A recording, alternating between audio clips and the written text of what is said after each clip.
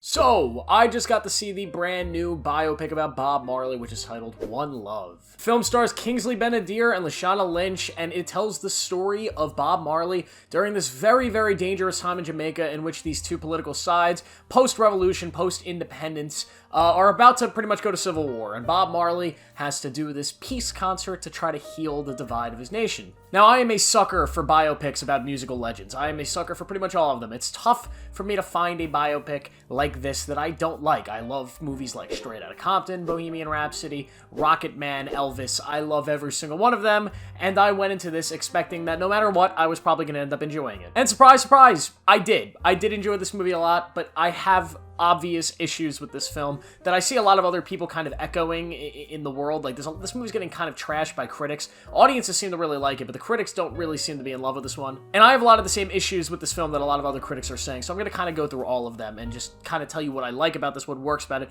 and what doesn't work. Let's get right into it. First off, best part about the entire movie is Kingsley Ben-Adir as Bob Marley. He's amazing. This guy is a rising star in Hollywood. Everything I've seen him in, he's been amazing. Even Secret Invasion, which a lot of people hate that show, I think he's so good as the villain there. He is incredible in this role. He becomes Bob Marley. It's one of those performances that you sort of forget you're watching a movie, and he does a really great job here. Another reason why he did well is because he did such a great Jamaican accent. There are large portions of this movie I had no fucking idea what he was saying, and honestly, that's probably a compliment to how good he was at taking on that accent and performing it in a way that felt natural. It was natural enough that I couldn't understand a word he was saying. Lashana Lynch is also really good here. She plays the wife of Bob Marley. I thought her performance was fine. She's really good in everything that she's also in, but Kingsley Ben-Adir is amazing, and I expect to see him getting some Oscar love a year from now. Music in this movie is great. Obviously, it's a biopic, so about a music legend, so it kind of, also is about the music, the concerts, having these big musical set pieces, and when it's there, it's great.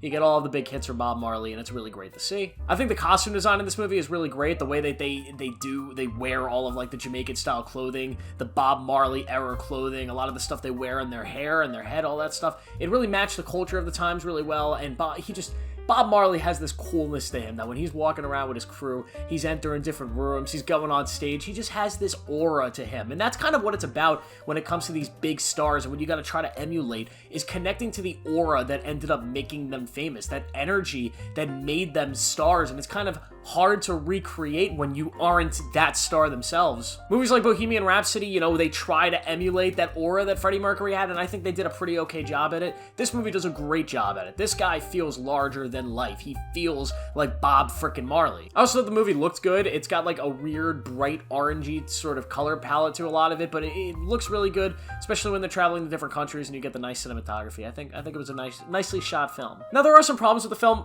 First off, the structure. This movie is a really weird structure, and it kind of makes me question if this movie was really, really reworked in the edit room and post-production. Now, I might be totally spitballing here before I say this, but I might be wrong, but my feeling is that this movie was scripted to be kind of completely different, that the movie was scripted to be a very linear story about Bob Marley's entire life, from when he was a kid to when he died, like the entire thing, but maybe in post-production, they realized that a 2.5-hour movie like that just wasn't working. Maybe it just did not connect with audiences, so they sort of reworked it to focus more on one point in his life.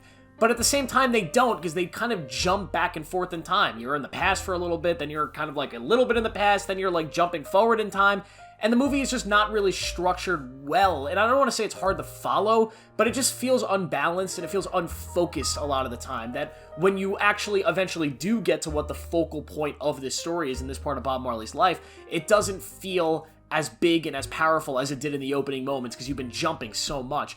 And that lack of structure, I just feel like, I don't think it couldn't have been scripted this way. That's just my gut feeling.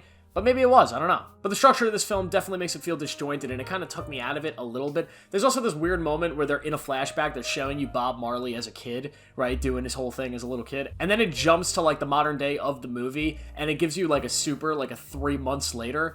And I thought that was a weird choice, because they don't do supers throughout the rest of the movie, but they decided to put one right after a flashback that was, like, 20-something years in the past. and you put a 3 months later right after that. Like, I know what they meant. I know what they were trying to say, but it was just a weird choice that I didn't understand, and it also makes me, it points yet again to this movie probably had a lot of different weird editing choices, and maybe that was originally the previous scene was 3 months before, not 20 years before, so I don't know. I also think this movie ends at a really weird place. Now, imagine Bohemian Rhapsody, and I don't want to spoil too much of this movie, but if you know the Bob Marley story, if you know biopics, you know where it's going.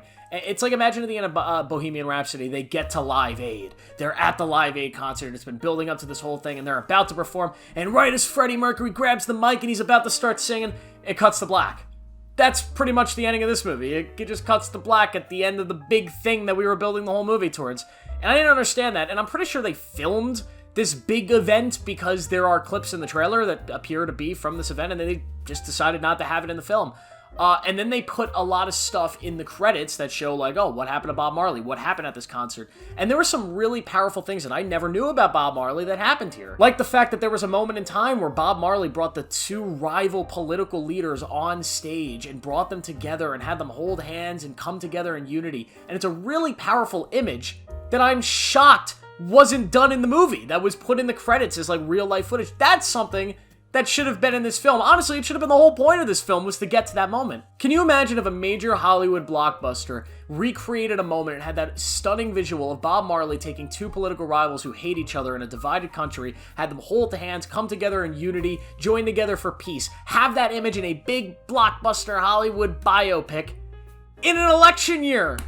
That would have been so great. I don't know what the fuck they were thinking not doing that.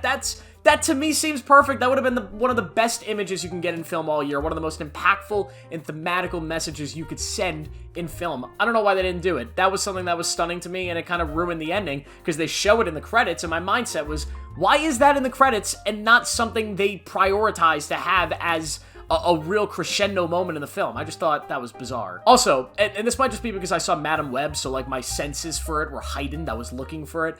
But there was a lot of ADR work in this movie that I thought was kind of poor. Maybe it wasn't. Maybe, like I said, I'm just noticing it because it was so bad in Madam Web that it was in my head. But a lot of the ADR work in this movie was kind of distracting for me, at least. But I don't know. That's kind of just nitpicking. But altogether, there's just something really bizarre about this movie. It does deliver the promise of telling this story about Bob Marley, but the film is very confused on whether it wants to be the political side of Bob Marley, him trying to unify a politically divided nation, or if it wants to be a movie about Bob Marley balancing his love life, his life with his family and his wife, along with his, sprouting career, which is getting so big he can't control it. It doesn't know if it wants to be that. It doesn't know if it wants to be a film about him just trying to find a peaceful moment of life. There's just so many different versions of Bob Marley and different stories of Bob Marley this film wants to tell that it never really hooks into any of them strong enough. And in my opinion, it really should have hooked into the political side, the violence in Jamaica, and bringing Jamaica back together. That is what was really interesting me throughout the film, and what I kind of missed in the end of it, and it just kind of sucked because of that. But,